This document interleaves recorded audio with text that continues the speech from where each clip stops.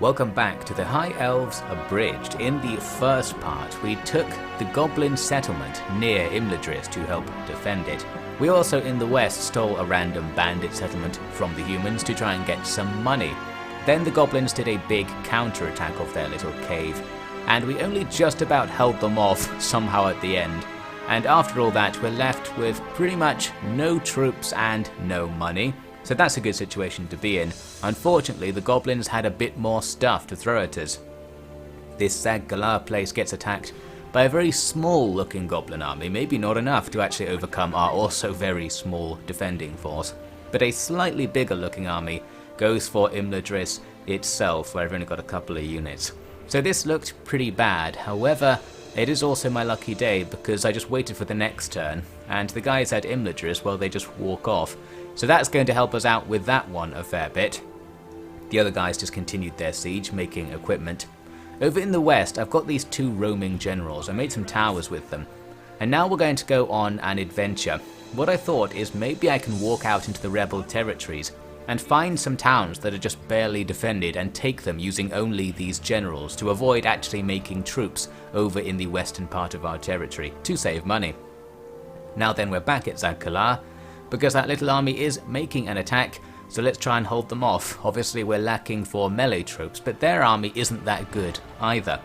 Just like the previous time we defended here, I'm going to send out the Swordmasters to be a distraction as the battle begins. You might be thinking, didn't the Swordmasters die in the previous defense? And you'd be right, but they came back because of the casualties healed thing in this game. That casualties healed thing tends to favour giving you back the first people who died, so the Swordmasters are actually very much back, almost as strong as they were in the previous battle. We're able to delay their ramming attack and kill a few enemies, but inevitably they do get through and open the gate. So now I have my Dunedain Wardens in a shield wall on our side of the gate, and doing things a little bit differently this time. I ordered them to attack the enemy. Last time I just had them stand there and try to hold the enemy in place. But now I gave an attack order, and our guys seem to have a lot of mass behind them. We're actually pushing the much greater numbers of the enemy back out through the gate. This was pretty promising because, as we learned previously, in this map the only way to get the towers to attack the enemy is to actually leave the settlement. So we do achieve this by throwing everything in through the gate. I put all of my stuff into melee. This pushed the enemy blob back to the point when they were fighting while being killed by the towers. It's hard to know how effective that really is. It certainly doesn't kill enemies every time it hits them, or pretty much rarely kills them when it hits them, but it's probably helping. Plus, as we saw there, we managed to kill the captain of their army somewhere in the melee. And at this stage it looks like we have them as more and more of the enemy groups retreat. Soon enough, everything's gone, and the fight ends with this result. Actually a pretty good result. Obviously now we're even weaker than we were before. Hopefully the goblins don't have anything else. Well, that's a forlorn hope, of course, but we'll come back to that. The wilderness adventure does turn something up, because walking along here we come across a rebel settlement. It is somewhat defended though. I was hoping to see somewhere with like 2 or 3 units where we could just pile on in and probably win because our bodyguard units have some stats. In this case that might not be one of those opportunities, but I decided to go in and do a siege anyway. The stuff inside's mostly bad, but they do have some sellswords who have higher stats than our bodyguards and much higher numbers as well. So we can't survive a direct battle with these guys, and the balance bar seems to agree. Unfortunately they do just sally, so we can't like siege them out and starve them into surrendering. So I need to fight them if I want to do something here. The reasonable thing to do would be to retreat and just go somewhere else, but I decided to fight anyway because I was thinking maybe we can do something really cheeky or exploity or something. So to start off, I'm going to grab my 2 units and run them to the opposite back corners of the map. What I was looking for here was to see all of the enemy units chase only one of mine and to leave the other one alone. So I could draw their block to one corner, then the unit from the other corner could sneak in and try and take the town or something like that. The gates have been left open, so we've got the chance to go inside. Unfortunately, they split their army and chased both groups, so I just had to run away for a while. But after running and getting caught a little bit in this corner, I thought, well, let's just go for it. Even if we're near the enemy, we can probably cheekily run past them and get into the town anyway. Meanwhile, we are getting a little bit of combat over in the opposite corner of the map. because the enemy kept changing which units were chasing which of my units. And at one point, only one of these bandit units was chasing my commander's unit, so I thought, let's just fight that one out, we'll probably defeat them. The other units being absolutely pounded, the enemy's archers are attacking them and we're just sort of tanking those arrows. But I do have a clear run to the gate. My run speed is slightly lower than the enemy's, but the AI doesn't do perfect lines of pursuit, so you can usually escape. And I do indeed go through that open gate and capture it. This though proved to be disappointing. What I figured would happen is because I now control the gate, it would close and stop the enemy getting in so I could take the capture point. Unfortunately, it just opens for them as well, so that's not going to help us out. It takes 6 minutes to capture the town, so we basically can't do it if they are still pursuing us, meaning that plan's out the window. At least this battle with the bandits is gradually going our way. I was actually surprised that we were losing troops in this fight, given the stat differentials, but who knows how the game works. It is on very hard difficulty, which people claim doesn't do anything in this mod. Not quite sure about that actually. Normally I would never go on very hard, it's just that people were saying the mod is quote unquote balanced to be played on very hard. Which, well, I don't know what that actually means. Maybe they don't get the usual cheats or something. Anyway, we do defeat them, then another unit comes over to fight with my commander. So we fight them as well, again hoping for a victory over an inferior unit. Elsewhere, we are just running wildly away from these blobs of enemies. Here was a case where I think it's the survivors of the earlier bandit battle are chasing my second commander. And it looked like they were probably going to catch up, so we're going to have to just commit to fighting them here. And hope that we defeat them in this melee before that other stuff shows up. The next nearest unit is an archer unit, so that's not so bad. If they stopped and started shooting into the melee, they'll probably hit their own side a fair bit. As it happens, we do just about win that fight, but barely. We lose a whole bunch of guys. I figured these General's Bodyguard Lords were really good based on prior performances, but here, not so much. Again, I feel tempted to blame the difficulty, but I don't know what it actually does, and of course the game would not tell you such secrets. I was actually setting up here to catch the routing unit at the gate to make the gate open and go inside, but then I didn't do it because this is effectively pointless. But I ended up getting a very similar situation, went round the other side of the town and found more remnants of bandits to kill. We finished them off, and what I wanted to do here was disengage as they routed and chase like one guy through the gate to get inside the town, thinking maybe we could distract the enemy enough to get the capture, but it basically doesn't work because we accidentally killed all of them.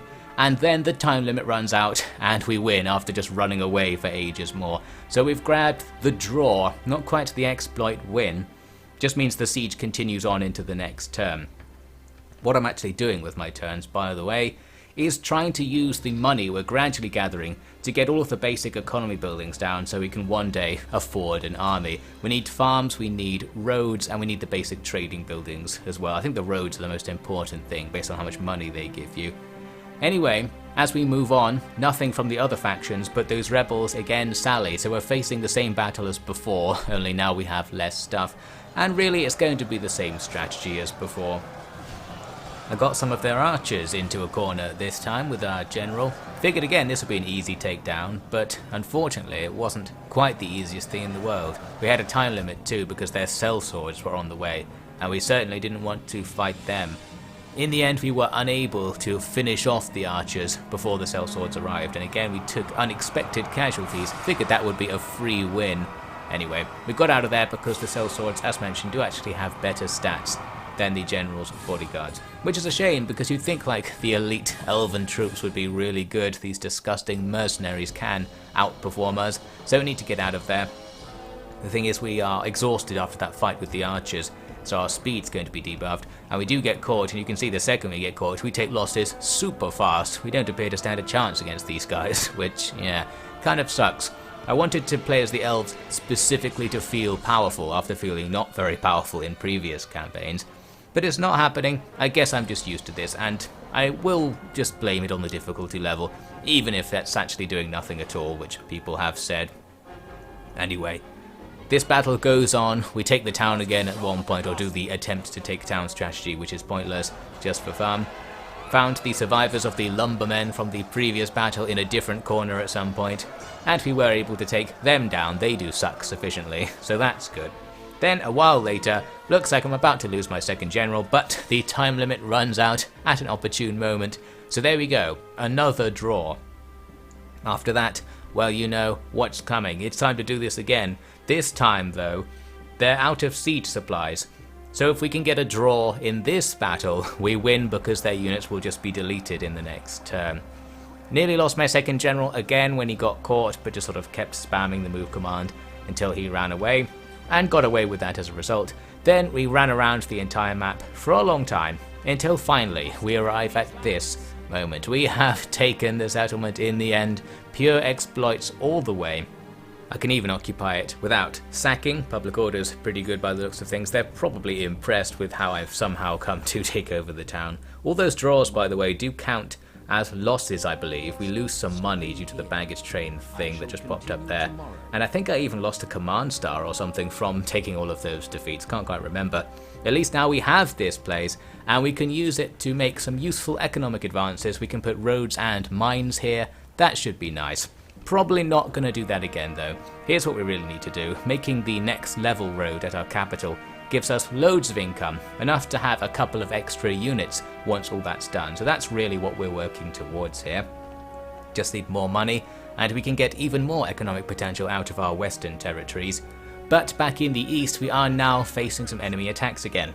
The goblins are walking around all over the place, not being too aggressive, which is nice, but a few of them are attacking Imladris.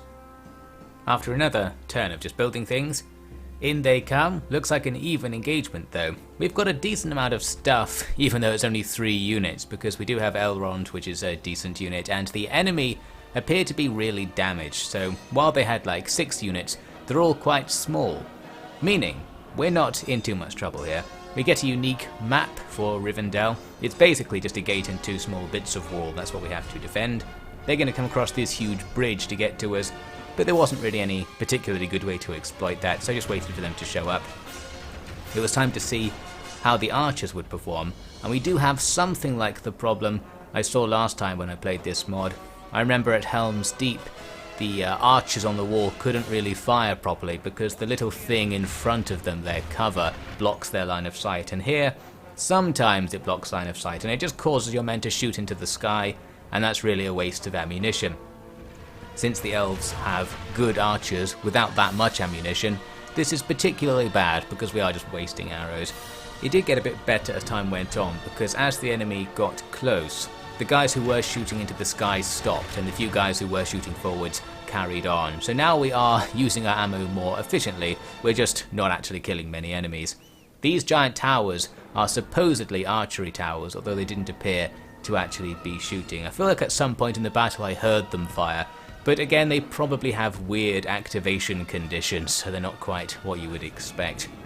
Anyway, we set up inside the gate, because instead I thought let's just do some point blank range archery while the enemy are distracted fighting my wardens. Elrond refused to face the right direction, so that didn't work, but these archers are in position to do what I need. We'll just get the enemy standing here, inside the gate, and gradually kill them with the arrows. Unfortunately, the arrows aren't especially powerful. I guess that's another thing that I was a bit disappointed by. Kind of figured the elves would have really good archers and we just mow them down. But even like the low-level goblin trash can resist arrow fire just with their armor, not even with the shield. So, cheeky. At least we're going to win anyway, because we do have Elrond in there. And his unit, while it appeared to be archers, I think they're also a good melee unit as well. It's the guys from the start of Fellowship of the Ring with the two-handed swords and the bows, so they're doing the business. And the archers, over time, are cutting the enemy down. They have tons of weak stuff like goblin archers and the snagger skirmishers. We're going to be super weak against arrow fire, so that's going to counterbalance the fact that our arrows might actually be quite weak, and thus they're going to die. The wardens are also in shield wall formation, so they were tending not to die. I'm sure their goblin band have like no melee stats. I would just like to see the elves be a bit more specialized, maybe have these small and expensive units, but they're also really good, and then it's just really hard to get them back after they die, something like that. Instead, they're just kind of like a bit better than normal factions. I guess I wanted something more extreme.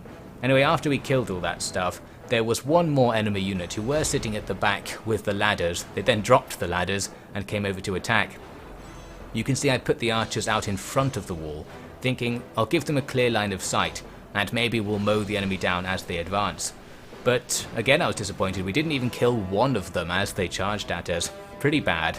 But again, we can set up for some flank attacks. We'll have the wardens block the road and the archers go to either side. I figured this would be a pretty good idea, and it kind of looked like it was going to work. We can shoot at nice close range with the Gil-galad company archers. That's probably going to do something. But there was a catch. I realised when these guys fired, a lot of them kind of shot into the sky anyway, and I was like, what are they doing? What are they trying to hit? And figured, oh, the enemy must be on the other side of the wall. And yes, actually quite a few of their men had just gone through the melee, and they were going for the capture point. That was pretty cheeky. They distracted me, thinking they were fighting the wardens, but I clearly wasn't paying close enough attention, too busy watching the archers to see if their animations would play and things like that. So I had to send my archers back to the capture point to prevent them from taking it. There's another nice disappointing volley. Got 100 arrows into that squad of enemies and didn't kill any of them. I'm guessing these are better goblins than normal because they're a general's bodyguard unit of goblins. But still, I wanted to see something. At least we're going to gradually kill them in this melee. Now their units split up across half the battlefield. It's going to take a while for our guys to hunt them down. But over time, the Gil-galad company at least can kill them. And we end up with this result just after their general is killed. Pretty good numbers in the end. I'm sure their general, trying to go for the capture point at the end, reduced their combat potential, so we didn't take as many losses as we would have otherwise. So actually that was pretty good for us. Nice and cheeky as well. I liked that the AI tried to do that. Right after that, some more goblins go and besiege Zag-Kalar. Not a giant force still, but we also don't have a giant force inside as usual. Looks like the Dunedain are in trouble as that little force is taking out their tiny army nearby. I had actually moved one unit of swordsmen recruited at Rivendell to Zag-Kalar, so we have some melee troops there at the moment. We also get this mission. We need to go and collect 2 emissaries who were sent to the Dunedain or something, and to do that, I need to send a diplomat to a certain spot indicated by that arrow. And what I was worried about was that the arrow would disappear if I looked away and I'd never find the spot again. Luckily, it was still there, so the diplomat can make his way there, and we'll see what comes of that at some point. And now it's time to start recruiting units, because we've been on the edge for too long now. I was like, if the goblins actually show up with all the stuff they have just walking around the area, we would just die. So it's time to slow down our investment strategy and start actually getting some troops out. With the Zag-Kalar situation, I noticed they have a lot of wargs in the army, and figured that's not so bad because they're not going to be great for a siege attack. One turn later, we're going to find out, because here they are making that siege attack. The balance bar's only slightly in their favour. They have total numerical superiority, but as usual, we're going to fight them in that gate choke point, so they won't be able to use a lot of their troops a lot of the time. And as usual, we're going to send out the Swordmasters to be a distraction, who are now increasingly dead. We just had 4 at the start of the battle, but that's still enough to make the guys pushing the rams stop to fight a melee with them, so it still buys us a bit of time, and crucially, it activates the towers. Well, I say crucially, that might be killing some enemies, hard to tell. I like to imagine it helps in some way. So yes, this time the Swordmasters won't last very long, and sure enough, the enemy will grab that ram and start opening the gates. In the meantime, I was trying to shoot at these crossbow wargs, the warg scout unit who I'd never seen before. They were actually killing my guys. I wasn't completely sure how they had line of sight with crossbows, but I'm guessing they've just about got the arcs here. I figured crossbows shoot more in a straight line than archers do. Not really sure because we can't really tell what's going on since it's so dark.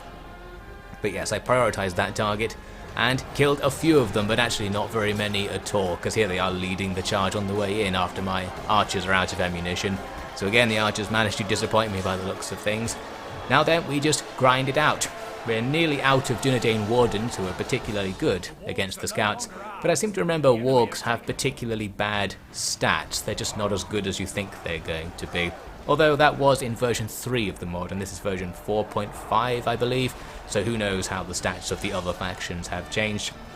Now you can see I just slap it on 6 times speed, because all we can do is hope we win this fight eventually. And actually, it goes better than I thought it would, because somewhere in the mix we kill their general, and then everything else starts routing away. So it does go pretty well. We see hundreds of enemies routing out of the gate, and we can chase them down, grab a load of captives, and all of a sudden that balance bar's even again. The fight isn't over yet, because Like in the previous battle, they've kept one unit in reserve, which then after everything else routs, they start bringing them in. And also, they're doing the same thing in the last battle. They are going for the capture point rather than our troops or anything like that. You can see their column here is running past the men I put outside the gate to defend against them. They're just going for it. This is so cheeky. I quite enjoy it. It seems the new AI meta is to send all but one unit in, and then once you think you've won, they'll send one extra unit in to try and just run past you and capture the center of the settlement. Pretty sneaky. I wonder if any players have fallen prey to it at some point. I almost did at the Imladris battle. So yes, we basically chased them through the caves, going back towards the capture point and gradually picking them off. I was surprised at the enemy's morale. It's only goblin band. We've killed 200 of their 250-man unit, and we were attacking them in the back the whole time, and the rest of their army and general were dead, and only after getting to a really small number of troops do they finally rout. No idea why this squad has so much morale. Seems morale works in a very mysterious way in this game. But anyway, we do defeat them in the end. I get a ransom after, which is great, because that's a little bit of money we can put towards buying a new unit or something like that. But then some more goblins show up and attack Imladris, so it seems we haven't escaped the cycle here. And what I wonder is, will we escape the cycle? I don't know if we're strong enough to actually get out of this situation. I feel like gradually we are going to get economically more powerful, so our armies will get bigger, but if the enemy's armies get bigger as well, then maybe it doesn't matter all that much. Our objective, by the way, in the campaign, I think is just to defeat the goblins of Moria. I've got it on the short campaign rules. So we need some number of regions that I forget and to defeat the goblins. I think the long campaign rule was to defeat Isengard, which I wasn't interested in doing because I wanted to fight somewhere on the map that's not Isengard, since I did that last time. Anyway, we'll get back to things next time where hopefully I can get some money somehow and perhaps break out of this cycle of goblin attacks.